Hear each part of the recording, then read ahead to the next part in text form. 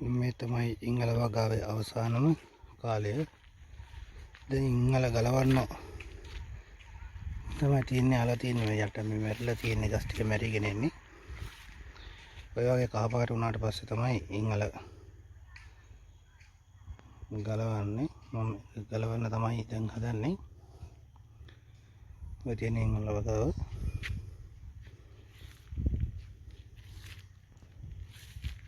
මේ තියෙන්නේ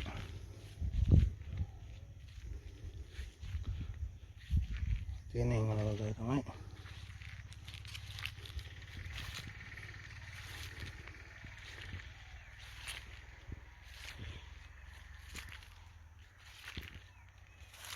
මේ තියෙන්නේ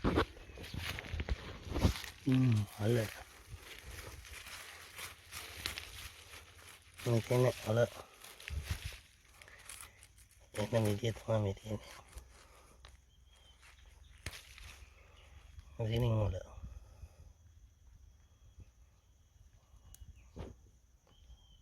මේක තමයි කඩලා කරන්නේ.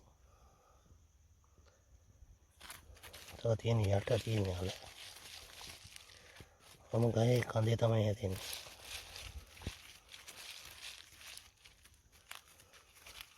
මේක මෙහෙම නෙවෙයි උදැල්ලෙන් කොටන්න ඕන. කොටලා මම වීඩියෝ කරන ගමන් මේ තියෙන්නේ අල. මම උදැල්ලෙන් කොටද්දි මම වීඩියෝ එක කියනවා මම පෙන්නනවා. මේ කියන්නේ ඉංගල වගාවේ අවසානයි. දැන් ගලවන්න තමයි තියෙන්නේ.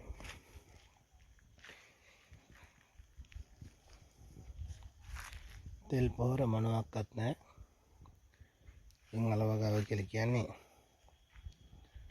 හරි අමාරුයි. රිලව් ගලවන්න. රිලව් තමයි කන්නේ ගලවන්නේ. මේ තියෙන රිලව් ගලවලා ගස් පිටින් ආරගෙන කනවා. ඒක තමයි ඉතින් වගාව.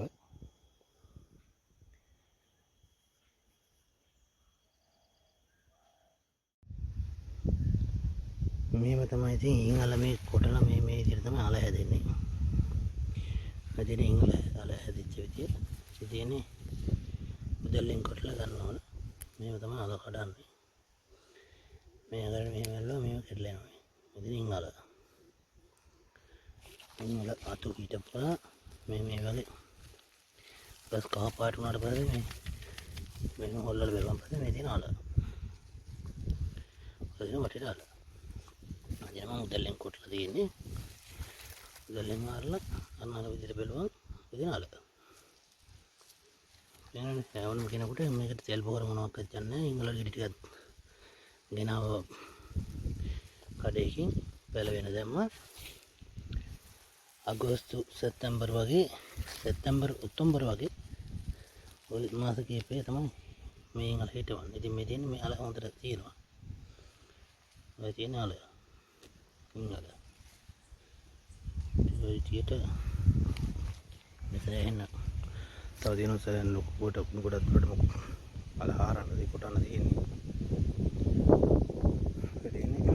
මේ විදියට සෑම ගහකම මෙහෙම අල තියෙනවා. ඉතින් හොල්ලා ගන්නවා.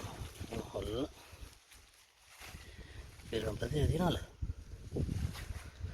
මේක මෙහෙම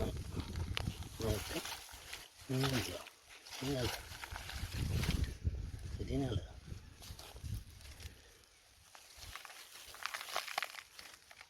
දැන් ගොඩක්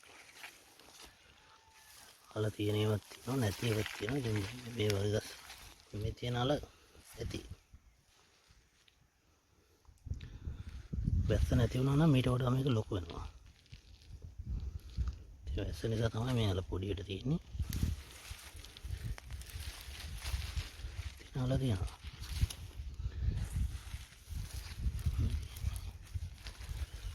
මේ තියෙන අල ඉංගල කෑවට කවුරුවත් දන්නේ නැහැ නේ. හිටවන ක්‍රමේ මම අතු කඩලා ඒ ටික ඔක්කොම සම්පූර්ණ වීඩියෝ එක දාලා තින්නේ. ඉතින් අල හැදෙන විදිහ තමයි මේ වගේ. ඉංගල කියන්නේ ඕකට තමයි ඉංගල හැදෙන්නේ. ගස් ටික කහපාට වුණා නම් මේ ගැලෙව්වා. ඉතින් මේ කරේ මෙහෙම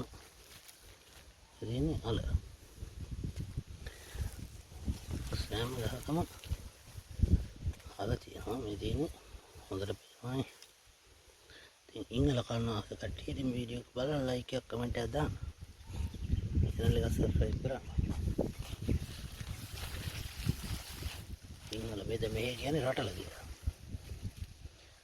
කියන්නේ ඉංගල කියලා ඉතින් ගොඩක් පළාත්වල ඉංගල තමයි මේ රටල කියලා කියන්නේ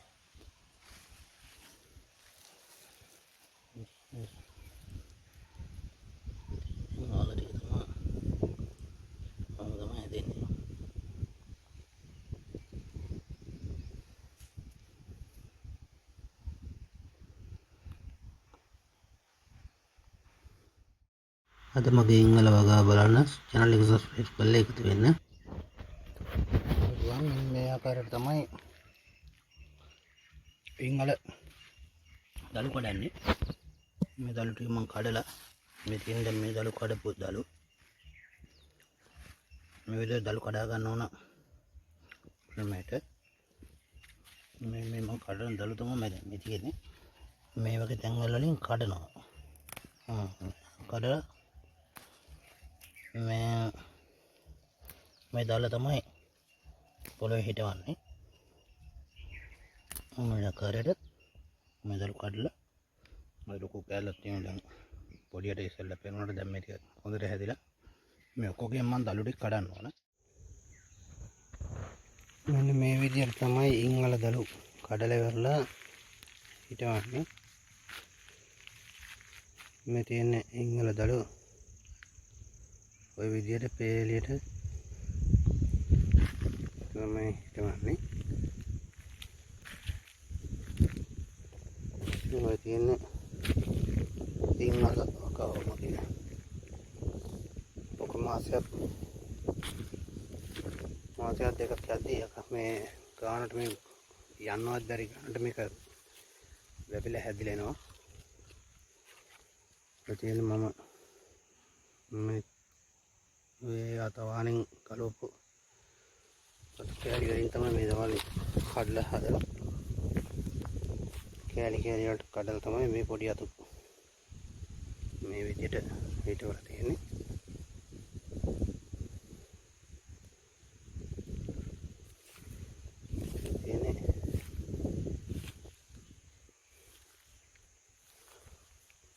මේක තමයි මගේ ඉතින් ඉංගල වගාව.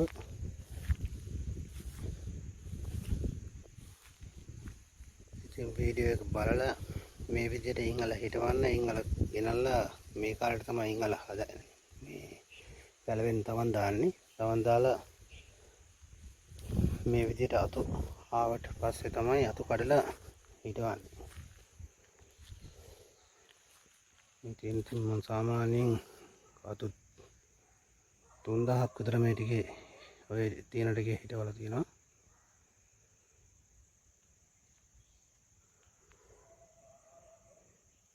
තව හිටවන්න තියෙනවා. ඉතින් සතියකින් දෙකකින් තමයි මේ අතු ආපහු දාලා එන්නේ. මේක අත්තක්වත් මැරෙන්නේ නැහැ. මේ විදිහට මේ කළපාට කොළ මේ වුණාට මේ වැස්සට වැස්සේ තමයි ඉංගල අතු හිටවන්නේ. ඔය ඉතින් මගේ වීඩියෝ එක අද බලලා හොඳයි නම් ලයික් එකක් කමෙන්ට් එකක් දාලා channel එක subscribe කරලා ඉතින් සහයෝගය ලබා දෙන්න. ඉතින් මම ෆෝන් එකෙන් තමයි වීඩියෝ කරන්නේ. ඒක නිසා මට අතු හිටවද්දී වීඩියෝ කරගන්න බැහැ. මේ සාමාන්‍ය වැඩි දුර දාන්න නැතුව තමයි මේ හිටවන්නේ. අඟල් 6ක් 8ක් වගේ පොඩි පාර්තරයකින් තමයි මේ හිටවලා තියෙන්නේ. මේ පේනවා මේ ඒ වගේ තමයි මට පේලිත් කෙලින් මේ ගහ ගන්න බෑ. ඔය විදිහට තමයි මම හිටවලා තියෙන්නේ. ඉතින් අද වීඩියෝ එක තමයි ඉංගල. ඉතින් ඉංගල වීඩියෝ එක බලලා හොඳයි නම් කමෙන්ට් එකක් දාන්න. ඔය තමයි ඉතින් මගේ ඉංගල වගාව.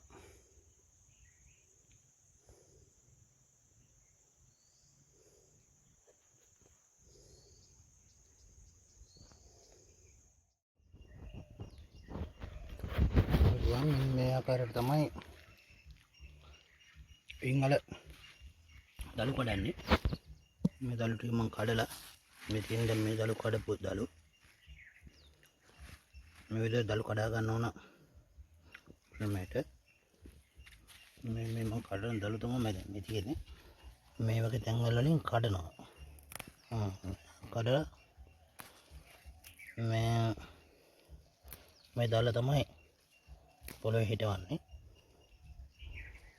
මේ ආකාරයට මේ දළු කඩලා මේ ලොකු කෑල්ලක් තියෙනවා. දැන් පොඩියට ඉස්සෙල්ලා පේනකොට දැන් මේ ටික හොඳට හැදිලා මේ ඔක්කොගෙන් මම දළු ටික කඩන්න ඕන. මෙන්න මේ විදිහට තමයි ඉංගල දළු කඩලා ඉවරලා හිටවන්නේ. මේ තියෙන ඉංගල දළු ඔය විදිහට පේලියට තමයි හිටවන්නේ. ඔය තියෙන ඉංගල කවම කියලා ඔක මාසයක් දෙකක් යද්දී මේ ගානට මේ යන්නවත් බැරි ගානට මේක වැපිලා හැදිලා එනවා. ඒ තියෙන මම මේ අතවාණෙන් කලවපු කෑලි වලින් තමයි මේ දවල් කඩලා හදලා කෑලි වලට කඩලා තමයි මේ පොඩි අතු මේ විදිහට හිටවලා තියෙන්නේ.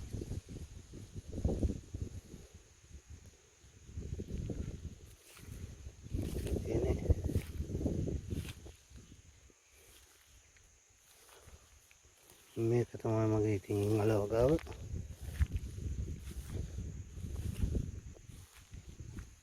ඉතින් වීඩියෝ එක බලලා මේ විදිහට ඉංගල හිටවන්න ඉංගල ගෙනල්ලා මේ කාලේට තමයි ඉංගල හදන්නේ.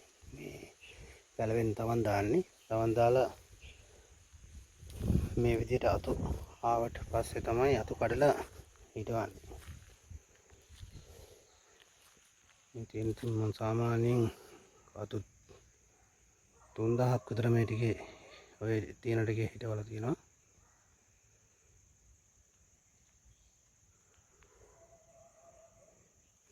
තව හිටවන්න තියෙනවා. ඉතින් සතියකින් දෙකකින් තමයි මේ අතු ආපහු දාලා එන්නේ.